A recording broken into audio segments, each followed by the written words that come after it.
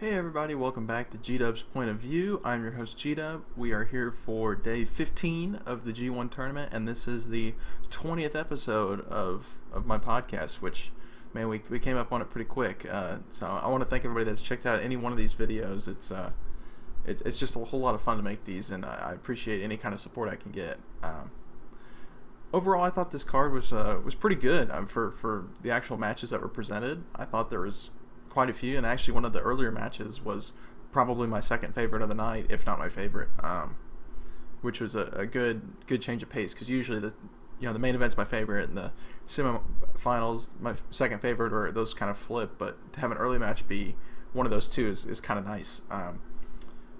I saw a couple of the tag matches, which were, of course, Sonata and Naito, because their match coming up here in a few hours, actually, because I'm recording this on Tuesday night, and I was very interested in seeing kind of their interactions, which has kind of been the same as they have for every tag match, where Naito calls for the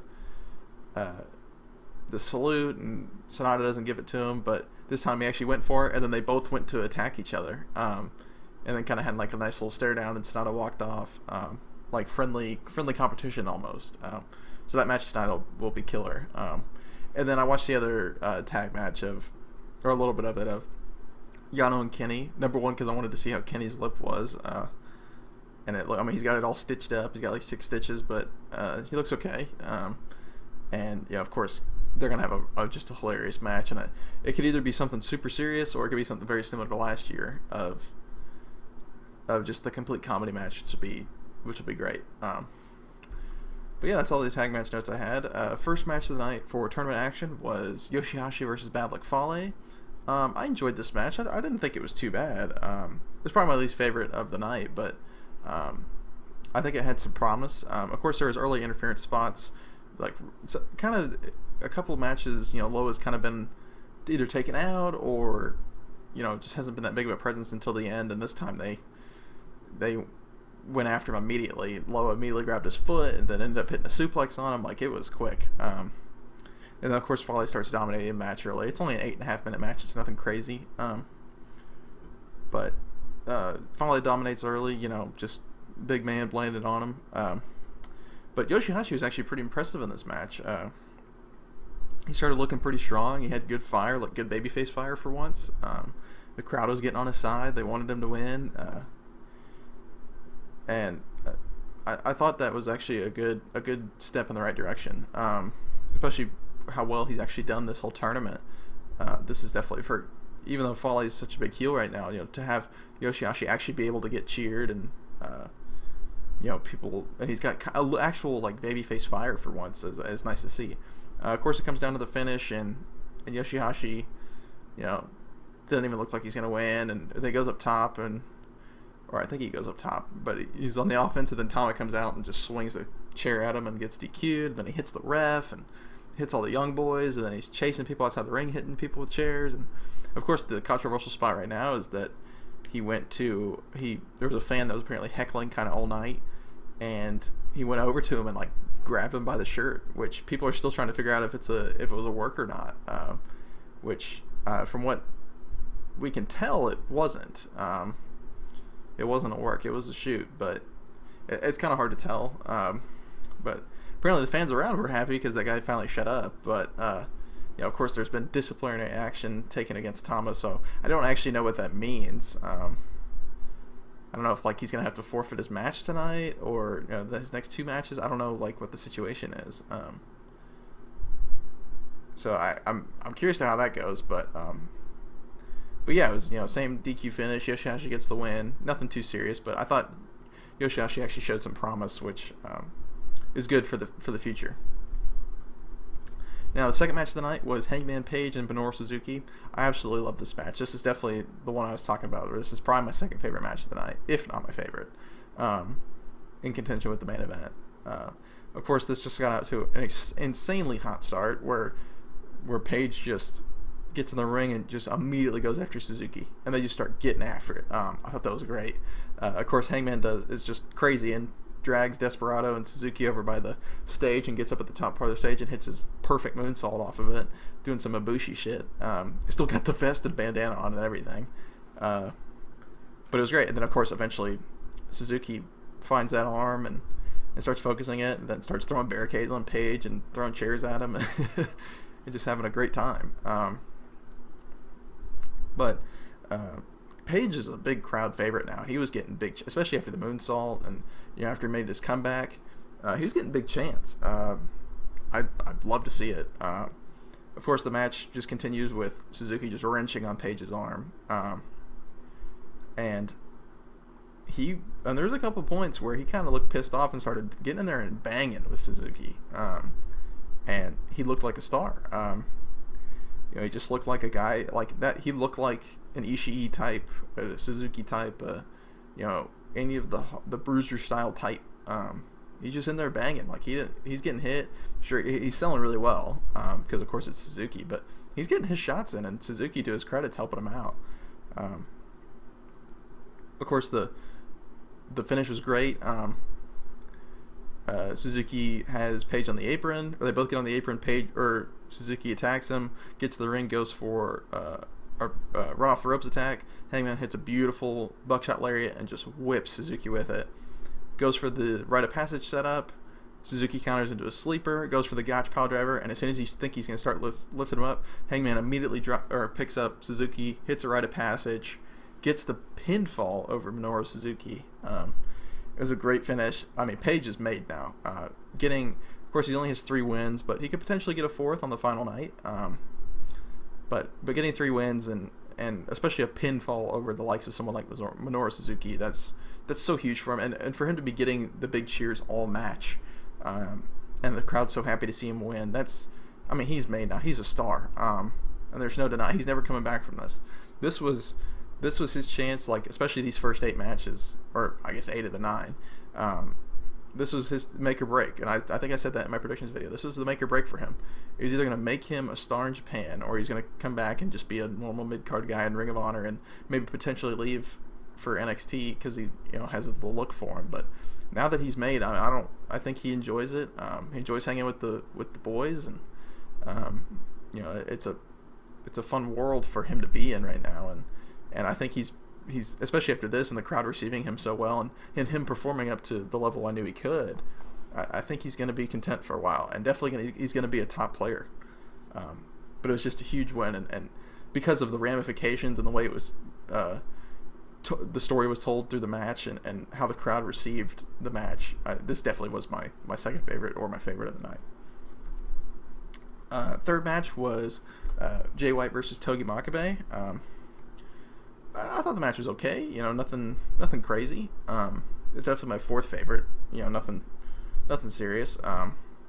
They had a fast start. They started getting after each other immediately. There was no lockup. There was just swinging, which was good because I think Makabe in this match took it as Jay was being like a little shit, disrespecting all the vets, and he wasn't going to have it. Which, hey, I think that's a good approach for the story of the match. And then I appreciate Jay as well because, man, he's always trying to get heat. It doesn't matter what's going on. He's always trying to get heat. Even when there's, like, dead spots, he's trying to, pump up the crowd and then flip them off. Or, in this case, he's just constantly slamming people into the English announcers, trying to make them go off the air again and just getting the heat of the commentators. So, to his credit, he's trying to get as much heat as possible. So, I can't blame him in that aspect at all. He's really playing up to it. Of course, it's a 10-minute match. They've good back and forth in the middle of it. Good momentum trading of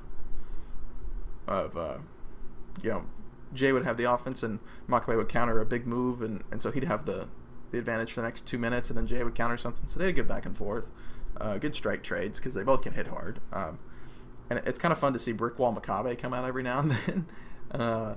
Because there's some things that just bounce off of him, and when he's doing the shoulder blocks and he just doesn't take anything, it's fun because especially he's had a couple of really good performances this tournament, so I thought he did pretty well in this match.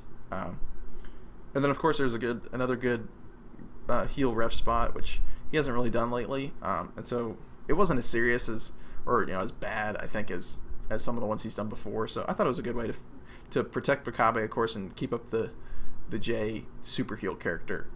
But of course, that hits the Blade Runner after the ref distractions and the chair shots and gets the win, which of course puts him at 12 points, which means he's still in the tournament.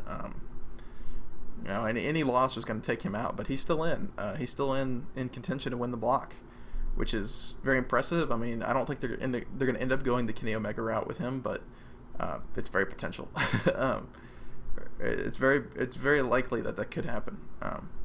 Yeah, definitely my fourth favorite match of the night. Nothing too serious, but I thought each guy showed something that they can offer in a match, and of course Jay still stays in the tournament. Semifinal match was Tanahashi versus Michael Elgin. This is my third favorite match of the night. I thought it was really good. Of course, we'll talk about the ending, which if you've seen it by now, you know what I'm talking about. Of course, they were tag partners for a while, and they still are in the World Tag League. So they have this mutual respect for each other and this aggressive, what I call aggressive sportsmanship, because they'd have real strong lockups, and they'd back off, and then like Tanahashi wanted to do the strength, the test of strength spot, and of course Elgin dominated with like one hand, but it's very sportsmanlike but very aggressive and trying to prove their worth. And then, of course, the story through the match, actually, apart from the injury angle, was power versus skill, which I thought was really well done. It's not something, especially in this tournament, you see too often, especially at this latest stage where everybody's hurt, and so they really just play up the injury angles. But to see like the actual power versus skill, in-ring technique versus just raw power story being told, was fun, and it was well done because, of course, Tanahashi's just a master, and Elgin's so good now at all the power stuff with being how lean he is. They have really good chemistry. They know how to work spots. Of course, and like I said, it helps that they were tag partners, so they know each other's stuff pretty well. Of course, Elgin's developed some new stuff. Tanahashi's been pretty much the same for the past few years, but Elgin's developed a lot of new stuff, especially with his new size, being able to be a lot more agile. And he was already agile before, but he's even better. But yeah, they work just insanely smooth together. Of course, whenever they have sequences, it's a 16-minute match. It's a pretty good length. They have really good sequences towards the end that are really quick. And then, of course, it comes down to the finish, which, I don't know. If you guys haven't seen it, essentially, Elgin hits the corner bomb going for the Elgin bomb, pulls Tanahashi up for the Elgin bomb, starts to go for it, and Tanahashi, I forget, the spot's supposed to be Tanahashi rolls him up for the win.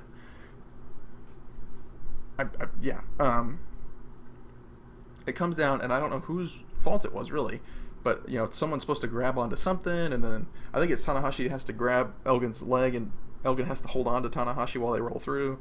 I don't think Elgin was able to grab Tanahashi in time, so Tanahashi just kind of fell, and then kind of almost looks expectantly like waiting, and Elgin kind of bends over and then kind of jumps into the small package, and gets the 3 count, and Tanahashi gets the 3 count. Of course, it was completely botched, but whenever I woke up and had seen the spot and like seen all this tarnish about it, and I see the actual spot, oh god, this Tanahashi Elgin finish was just super botched, and what a terrible finish. And then I saw it, I'm like, that could have been way worse. Like, it at least looks like, Tanahashi escaped, and Elgin got baited in, and then Tanahashi grabs him for the small package. That's kind of what it looks like. Of course, when you slow it down, you can see that Elgin like jumped into it, to help with the rotation. But it could have been way worse. Like there's been way worse botches. So I don't really understand the big uproar. I think it's just because everyone doesn't like Michael Elgin, and they really want to find something that's his work and is terrible. But it's not necessarily 100% his fault. Tanahashi's still to blame too. It was just a slip. They were both real sweaty, going at it for 16 minutes, and it just happens. Hot arena, stuff happens. It's wrestling. So it could have been way worse. I don't. Of course, you can see Tanahashi when he gets the win. He sits up and he just looks disappointed that was how the finish went. But hey, it could have been so much worse. It's one match. Tanahashi's a legend. Elgin's a great wrestler. It's one match. Okay, it was on a decent side. It was on a big stage, but the rest of the match was good, so I can't just completely take away from the match because of how the finish went. It legitimately didn't even take any effect into like how I personally thought about the matches for my favorite, least favorite of the night. It was going to be third no matter what, if that finish was clean or not. Just because the other two matches above it were better and the two matches below it were worse. That's just how it went. But of course, Tanahashi gets the win, 14 points, leading the block. So of course he's in prime position to win the block.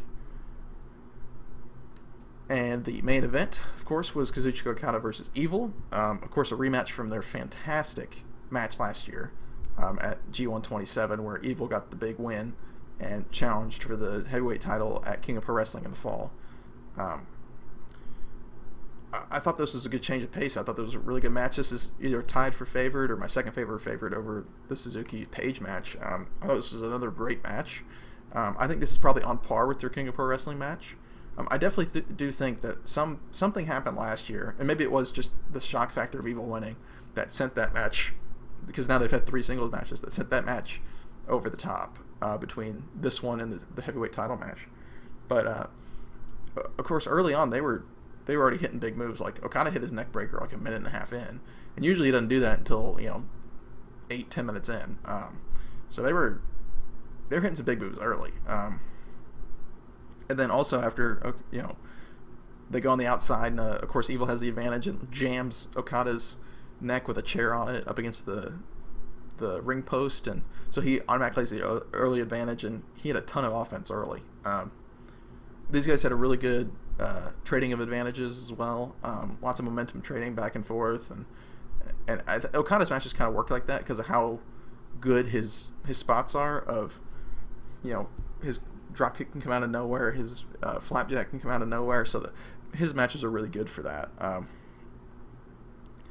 This is an 18-minute match, so it's a really good length. It didn't feel too long. Of course, it's about the 13-14-minute mark. Okada starts landing some drop kicks, and he was landing some, he lands his big drop kick that he does when people run off the ropes, but there was some that he hit off. There was one he hit off the top where he does the front. He hit 2 of them actually during the match, but the one he hit off the top, he hits like a double. It's like a front mule drop kick essentially, and he jumps off the top, and it seems like he just floats going for the drop kick, and he bumps hard on that. Like, it was tough. That's got to be tough, especially to get up and immediately be like, I had the advantage. That couldn't have felt good. But he hung in the air for a second. It just floated, and then just drilled Evil with it, and they looked great. Of course, the final 2 minutes of this match are fantastic. I don't know what it is. I think it's got to be the simplicity of their finishing moves, with Okada just being a ripcord lariat and Evil just having a big STO. I think the simplicity of their finishers allows for their finishing sequences to be insanely quick and insanely smooth. And the 2 minutes, it felt like the finishing sequence felt like the entire 2 minutes, last 2 minutes of the match, and it was fantastic. It really added to how well the match was, because the first 16 minutes is pretty good, and that final 2 minutes really amps it up and really kicks the whole match up a notch. But yeah, this is definitely my I would say this is my favorite of the night, with Paige Suzuki going second. I think Paige Suzuki would have been my first if it actually would have had more time, because I think Paige has earned the right to get more time on his matches, and I think he can work a better match that's longer than he used to be able to. But yeah, of course, Okada gets the win. Okada or Evil hit a fantastic Rainmaker, and then Okada hit a big, everything is Evil finisher. They traded finishers, and they were massive. Like, they were just pummeling each other with the opposing finishers. It was great. But yeah, Okada's now at 12 points. He's tied with Jay for second. Those are the 3 guys left in the block, which is Jay, Okada, and Tanahashi. Of course, the story now going into the final day is Tanahashi's at 14. Of course, him and Okada have a match, and then Jay faces who does he have left? Man, who is it? I think is it Yoshihashi? No, he just had that match. Actually, let me check real quick. Let's see. He has Evil. Okay, that's what I don't know why I didn't know that. Wow, and they changed that because originally I think he was first or second match, and now he's the semifinal, which makes sense because he's got 12 points. If he wins, he's at 14, tied with Tanahashi. Tanahashi has to win or draw to win the block. But if Okada wins, all three of them are tied at 14, and Jay has the tiebreaker over both of them, to where Jay White would be sent through. And then, of course, so that's the one situation where Jay goes through, and then the one situation where Okada goes through is if Jay loses, and then Okada beats Tanahashi. That's the only way Okada gets through. So I have a feeling that oh man, if the winner's coming out of A block, Okada. I mean, I don't see Tanahashi or Jay White winning the G1. I could see Okada. Obviously, I have predicted Okada will win the G1. So if Jay loses to Evil, Okada will beat Tanahashi. That's just how I see it. Of course, they could potentially do a draw with Jay losing to Evil, and then Tanahashi goes through. But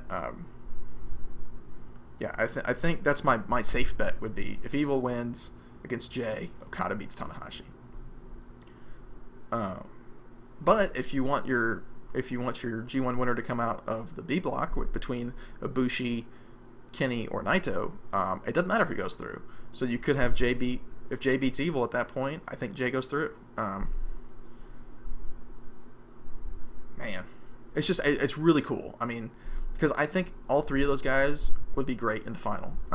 Of course, I don't think Tanahashi or Jay White should win. I'll put it that way. I don't think they should win. But it'd be. And of course, I'd love it if Okada wins, so he has to defend the briefcase against Jay. I think that'd be perfect. That'd be a great fall match. But yeah, I mean, we're coming up on it. I mean, that day's Friday. I mean, that's the first. The final weekend's coming up. Of course, we have one more night of B block action tonight. But after that, I mean, it's on to the finals, and I'm so excited to see how this is going to wrap up. There's still 6 legitimate, contenders.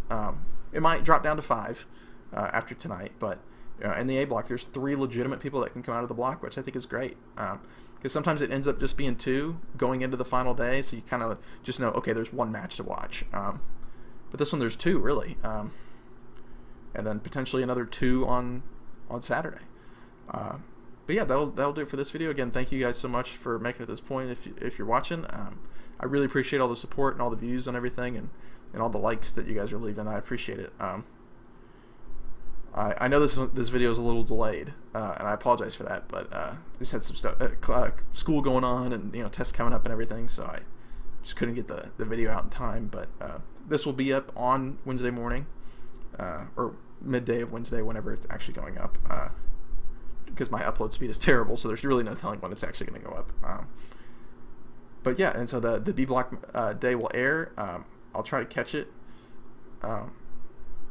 tomorrow on Wednesday, and either make a video for it either Wednesday night or Thursday night, and then so I'll have that video up either Thursday or Friday. I'm hoping that I can do it all tomorrow, so that way, and have the video up Thursday, so I'm all fresh going into the final weekend. And I haven't decided yet. I might end up making like a combo video for the A block and B block finals, and then a separate video for the G1 finals, because I'll probably go over the whole card at that point, because there's different actual matches compared to the rest of the tournament on the final night. Of course, Rey Mysterio's coming back for the final, so I might just do a complete separate video for that and combo the other 2, just depending. But yeah, again, thank you so much, and I will see you guys hopefully Thursday for my review of day 16.